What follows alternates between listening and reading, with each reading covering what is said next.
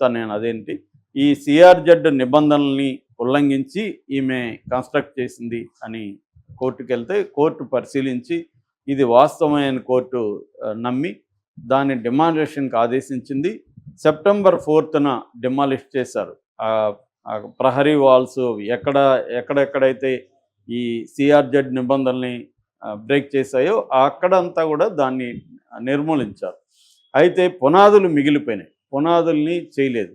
పునాదులు ఉన్నట్టుగా కూడా వాళ్ళు చెప్పలేదు, ఇసుకలో ఉండిపోయినాయి పునాదులు. ఆ పునాదులు కూడా ఉండకూడదు అక్కడ. ఆ విషయం దాచిపెట్టారు కోర్టుకి కూడా, ఎవరు నేహారెడ్డి వాళ్ళు. ఇది కోర్టు దృష్టికి నిన్న తీసుకెళ్లారు. కోర్టు దృష్టికి తీసుకెళ్ళినప్పుడు కోర్టు చాలా సీరియస్ అయింది. ఇది ఎలా చేస్తారు, ఇది ఎన్విరాన్మెంటల్కి ఇబ్బంది కదా, తెలిసి కూడా మాకు అబద్ధాలు చెప్తారా, దీని ఖర్చు అంతా కూడా ఆ ప్రహరీ గోడ కూలగొట్టడానికి అయిన ఖర్చు, ప్లస్ ఈ పునాదుల్ని తవ్వి తీయడానికి అయిన ఖర్చు, ఇవంతా కూడా అమ్మాయి దగ్గర వసూలు చేయండి. అమ్మాయి బాగా డబ్బులున్న అమ్మాయి అని మేము విన్నాము, కోట్లు ఉన్నాయంట ఆమెకు అని కూడా కోర్టు కామెంట్ చేసింది.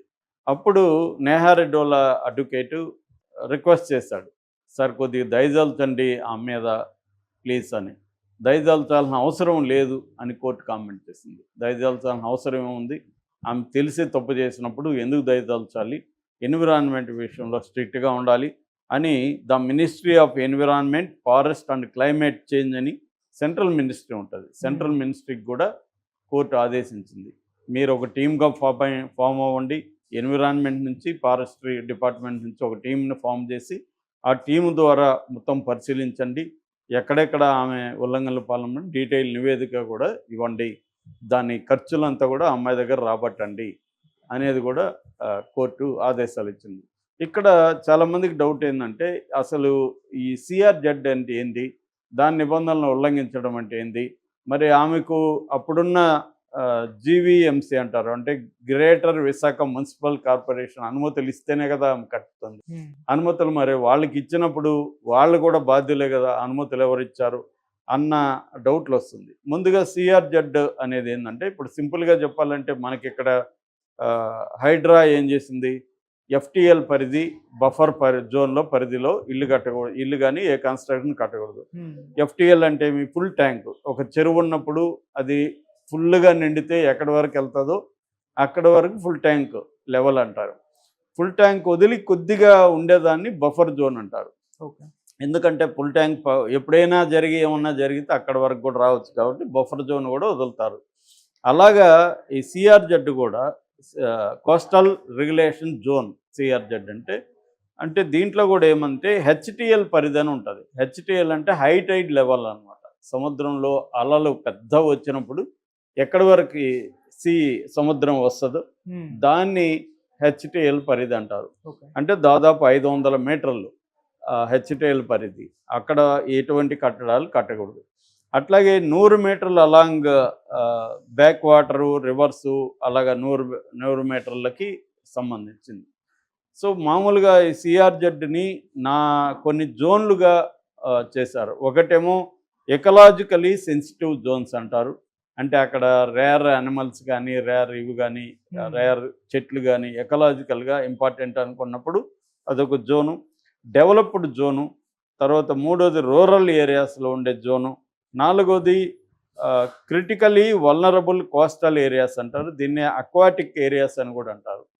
సో ఇటువంటి జోన్స్గా డివైడ్ చేసి ఏ జోన్లో ఎలాగా పరిరక్షించాలనేది స్పష్టమైన గైడ్లైన్స్ ఫ్రేమ్ అయినాయి. మనకేంటంటే central coastal ecosystem and community sustainable development దృష్టిలో పెట్టుకొని ఇవన్నీ కూడా ఫామ్ అయినాయి.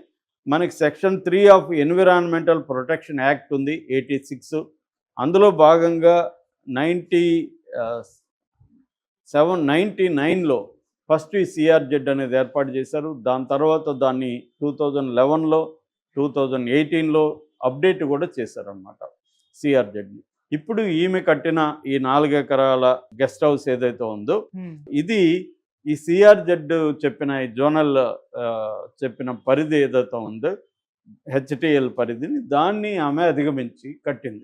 వైసీపీ అధికారాన్ని ఉపయోగించుకొని గవర్నమెంట్ నుంచి, జీవీఎంసీ నుంచి పర్మిషన్లు తెచ్చుకొని ఆమె కట్టింది అనేది ఇప్పుడు కోర్టులో ఈ పీతల మూర్తి యాదవ్ ఆయన వేసిన పిల్లిని బట్టి ఉమ్, నిరూపితమైంది.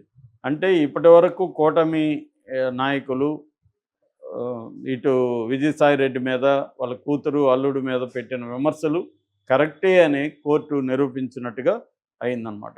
ఇది ఆ, ఖచ్చితంగా ఆహ్వానించాల్సిన నిర్ణయం కోర్టు. ఉమ్, ఎందుకంటే విపరీతంగా విజయసాయి రెడ్డి కాదు, అసలు అందరూ రాజకీయ నాయకులు పర్యావరణం అనేది కేవలం స్కూల్ పిల్లల టెక్స్ట్ బుక్లో లెసన్లకు పరిమితమైంది, కానీ ఎవరు ఫాలో కావట్లేదు. ఇంక్లూడింగ్ అమరావతి పర్యావరణాన్ని బ్రేక్ చేస్తుంది అనేది చాలామంది తెలియజేసినా కూడా అమరావతిని అక్కడే కట్టుతున్నాడు చంద్రబాబు. ఉమ్. అలాగా మన ఇంకా హైదరాబాద్ సిటీ హైడ్రాకి సంబంధించి ఎన్ని చర్చలు చూసాం. అసలు చెరువు